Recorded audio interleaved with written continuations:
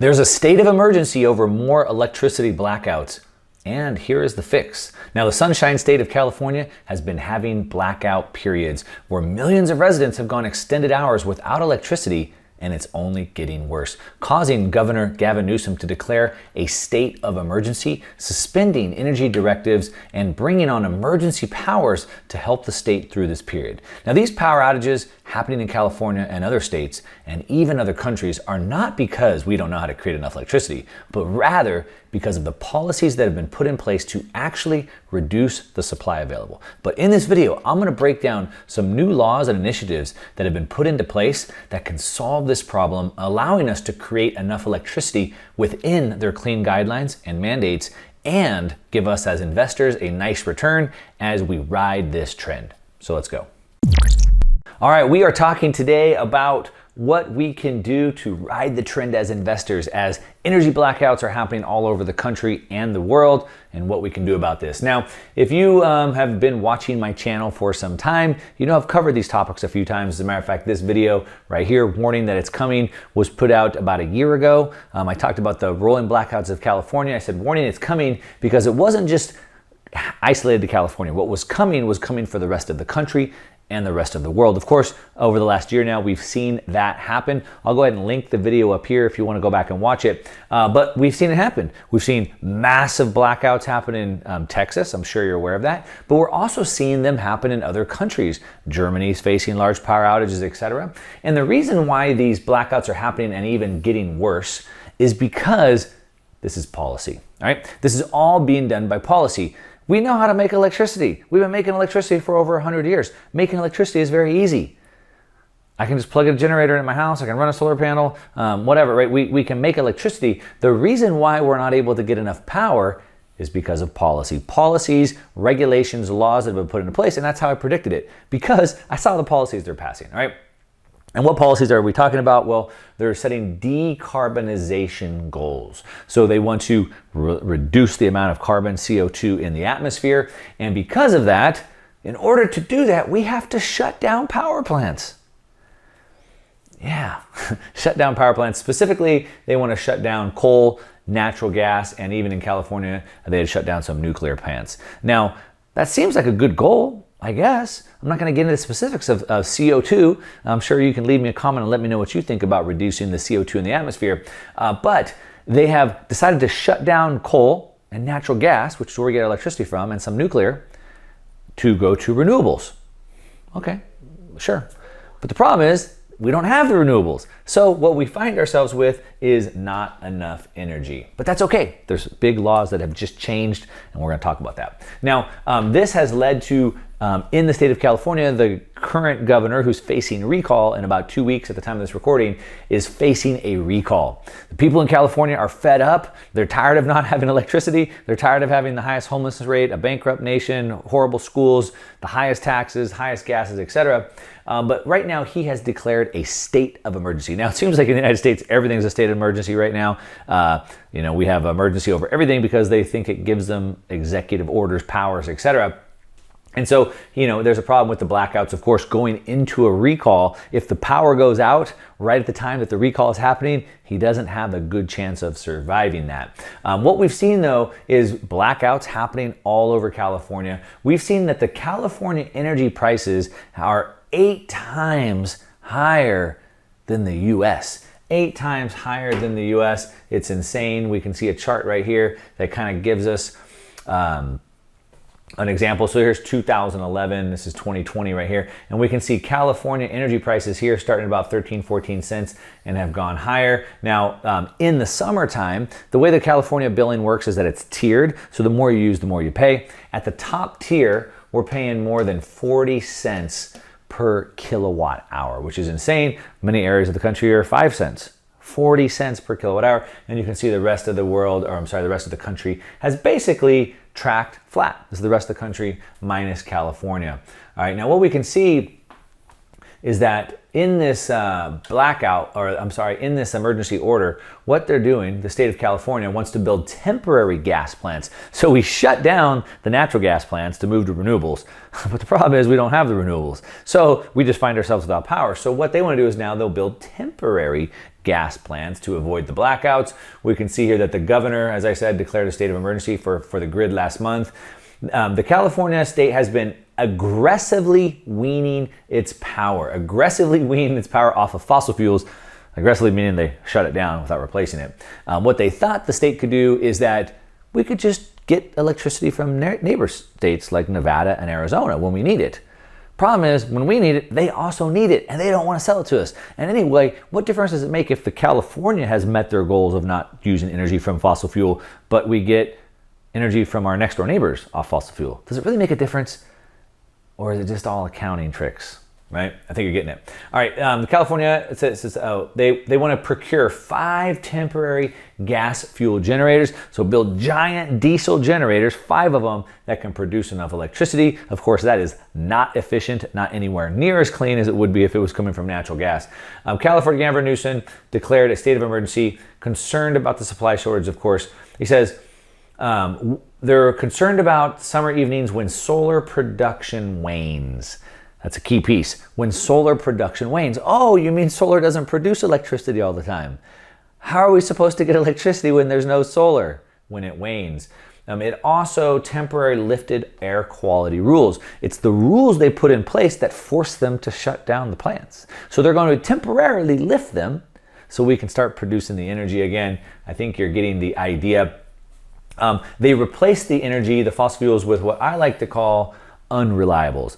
Some people call them renewables, wind and solar, but guess what? The sun doesn't always shine, the wind doesn't always blow, so they're not renewables, they're unreliables. We can see deeper into the problem, the fighting that's been happening. California regulators balked at the ordering. Balked, oh no, how can you do that? At the ordering of utilities to add new gas-fired generation after environmental groups said it would run counter to the state's decarbonization goal. Wait a minute, you can't run power plants so people have electricity because that goes against our goals. See what I'm saying? This isn't about humans flourishing. This is about their arbitrary goals that they set. We can see that, this is 2021, we can see that they're only expecting this to get worse. California expects power supply shortfall to worsen in 2022.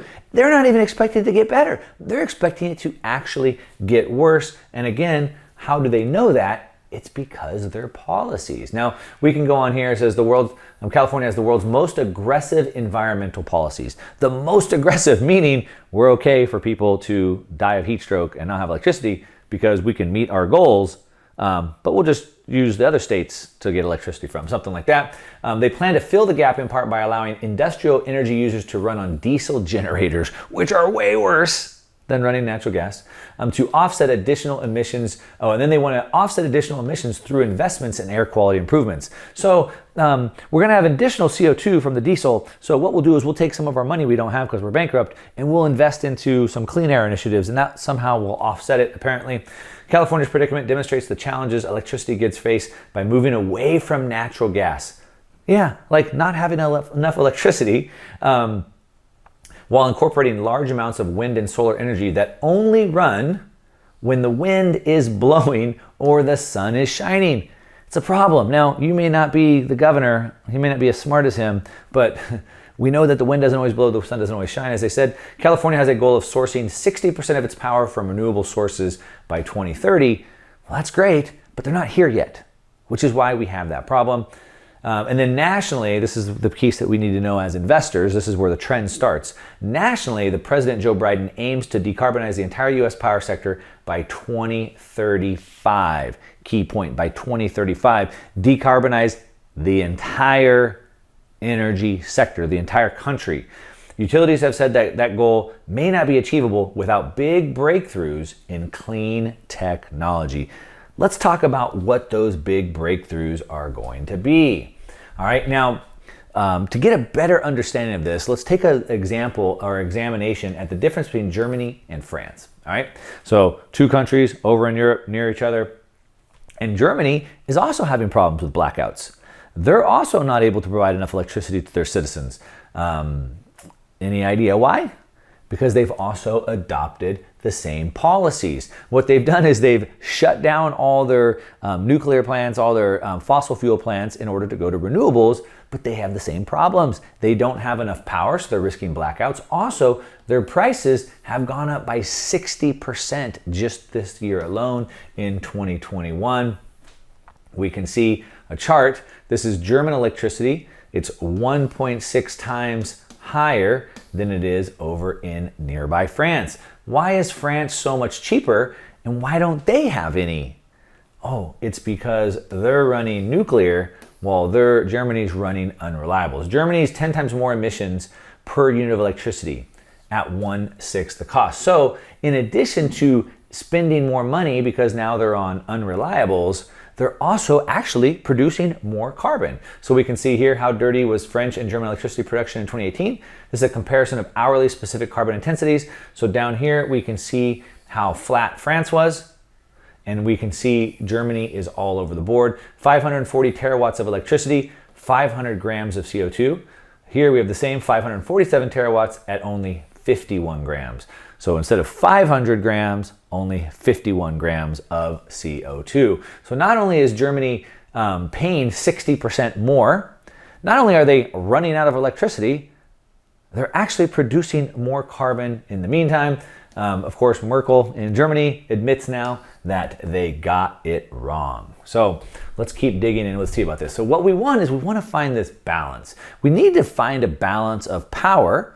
Obviously, we don't want to die of heat stroke. We don't want to freeze in the winter. We want to have enough electricity to live, but then we should also balance the environment as well. I'm all for that. Now, I'm a surfer. I spend every day in the ocean. I like to spend my winters in the mountains, up in the snow, out in the deserts every chance I get. I love the environment. I spend all my time outdoors, and I want my kids and my grandkids to have it as well. I'm not against the environment, but we need to find this balance of having power and the environment as well. Now, what we can see is that our electricity demand is continuing to grow. It grew 36% from 1989 to 2019. Of course, today everything's plugged in, right? Our iPhones, our iPads, our TVs, our computers, our games, everything is plugged in. Everything produces power, and we are only going to need more power in the future. We're not going to need less. We're going to need more. Even our cars now are using electricity. They want everything to run off electricity. And so it's only going to continue to skyrocket higher. Now, as I said earlier, the US set goals of decarbonization by 2035. That's pretty aggressive. That's in less than 15 years. And we can see that other countries are also setting similar goals. Now, under the new Biden administration, we have a new Energy Secretary, Jennifer Granholm, and she has come on board to help the Biden administration and figure out a way to produce the power that they need, but within their goals. And we can see here that this says that the USA needs nuclear to achieve net zero. It's the only way, says Granholm, the new Secretary of Energy. We can see here that investing into nuclear research and development are all essential to the USA's clean energy transition. So if we want to get to clean energy transition and we want to provide decarbonization electricity, the only way is with energy, she says. Those are big goals, so let me say it loud and clear. Carbon-free nuclear power is an absolutely critical part of our decarbonization equation. An absolutely critical part of our decarbonization equation. She's saying basically it's the only way. So we know that nuclear is the only way from several uses. So for example, the difference of Germany and France right now, it shows it. But also, if the goal is to decarbonize by 2035, per the Energy Secretary, nuclear will be the only way to do that, the only way to achieve it. Right now, it's the second largest source of electricity already. All right, it's the largest source of carbon-free power generation, even less carbon than what we might see in wind, what we might see in solar, etc. We can see a chart right here. Here's nuclear power. The life cycle carbon emissions from electricity sources. So here's coal, which is the dirtiest. We have gas, biomass, solar right here. We have geothermal, hydropower, wind right here, and nuclear produces less carbon than all of them. Now, unlike some of these like solar and wind, as I called them, the unreliables, because they only produce power sometimes, nuclear provides the lowest source of carbon energy and 24/7 baseload power. It can produce the perfect amount of power, the baseload power, all the time, 24/7, which is exactly what we want. We need the power all the time. Now, in addition, we know this is coming because we have all these infrastructure bills that are coming through. I've talked about them numerous times on the channel, and we can see that written in the American Jobs Plan bill that was passed, that a budget was set for, we can see that they want to move to nuclear. They say that no U.S. uranium productions despite operating the world's largest nuclear reactor fleet. Now, if we look at this Jobs Plan bill, we can see what they're planning right here. We can see here, right, that it says that we run the largest fleet of nuclear reactors, but we don't produce any uranium, which is the fuel that they need. It says, despite operating the largest fleet of reactors in the world at the highest levels, that's the United States, in the industry, our ability to produce domestic nuclear fuel, uranium, is on the verge of collapse. We run the largest fleet at the highest level, but we don't even produce the fuel for them, which is the uranium. Our uranium miners are eager to work. The nation's only uranium conversion plant is idle, sitting idle. Our inability to compete with foreign state-owned enterprises, most notably China and Russia, our enemies, that's a national security issue, is not only threatening our energy security, but weakening our ability to influence the peaceful uses of nuclear around the world. But don't worry, the United States has a plan. The U.S. Department of Energy is set to preserve and grow the entire U.S. nuclear enterprise. They want to change all that. They want to grow it.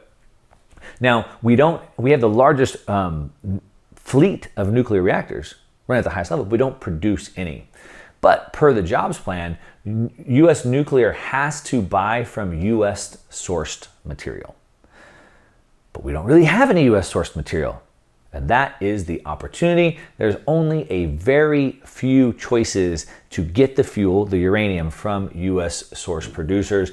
Now we can see real quick here, one more thing. Here's President Biden. We see that $2 trillion in jobs, infrastructure, and clean energy. That was the American Jobs Plan that we talked about. We can see the Jobs Plan calls for funding for the development of advanced nuclear reactors. So that's exactly what I'm talking about. So they need it. They're going for it. They've already got the money earmarked for it. But we need to get the fuel from U.S. producers, but there's not very many. So let's take a look at one. All right. So Uranium Energy Corp, symbol is UEC, is North America's newest uranium producer. They're the largest resource base of fully permitted uranium in North America, one of the largest projects of any US-based producer. Now, I am gonna tell you right now, full disclaimer, that I am reviewing this company. I am not suggesting that you buy it. If you're not happy about me breaking down companies, then go ahead and just turn the video off right now.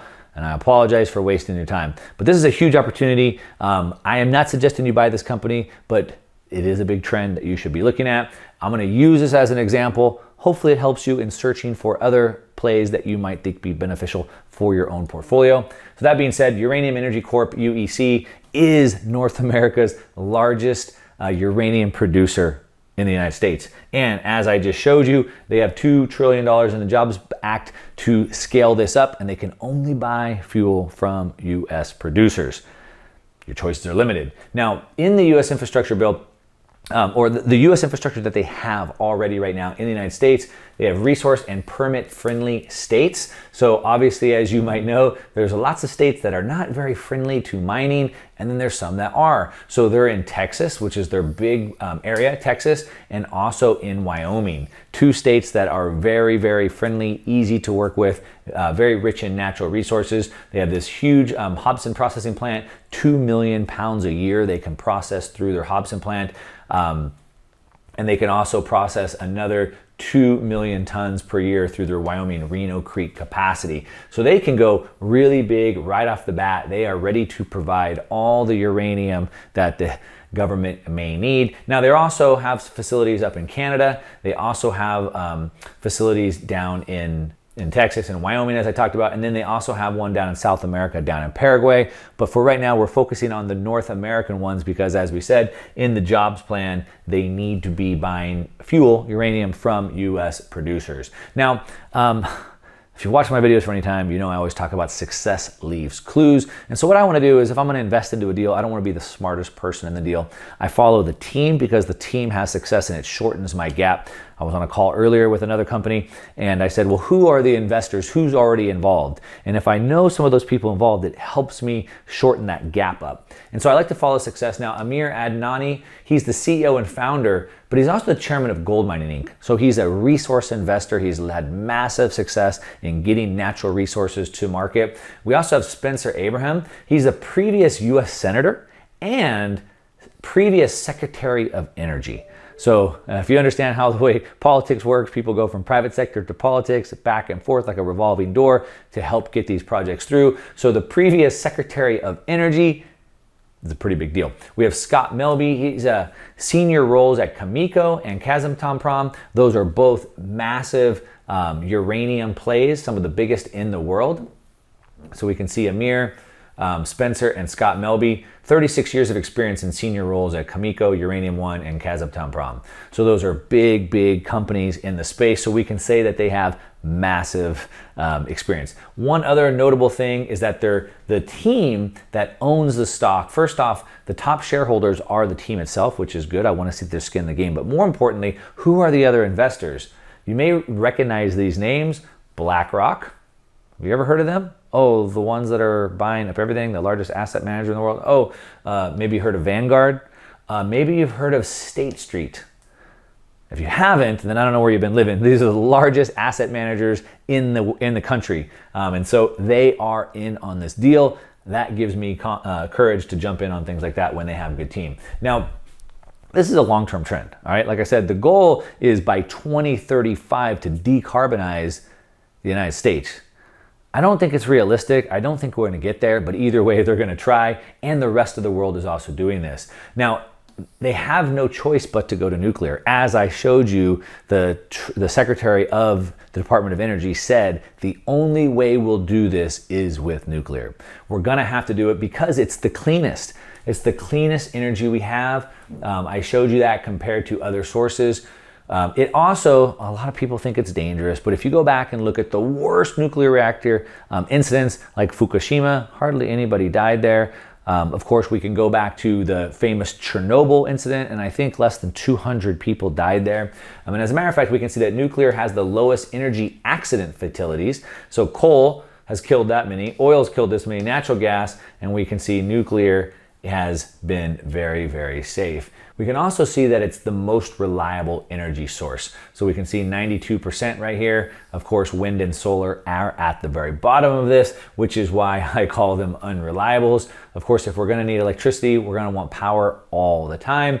And the other thing is that we can see the sentiment is changing. And so buy what's hated, you've heard that, buy when others are fearful, sell when others are greedy, etc. And so we're looking for something that the sentiment is changing. And so this is the favorability of nuclear energy. And we can see that back here in the early 80s, the mid 80s, they were kind of tied. The green is for and the orange is opposing it. And we can see that the amount of people pro or in favor has been growing while the amount of people that are opposing it has been falling. And so that is a good time to get into it. The government is pushing adoption. Uranium and nuclear is the only way to do it. And that is a good time to get into it. Now, this is a big trend. Let me know what you think. Do you see the same things as me?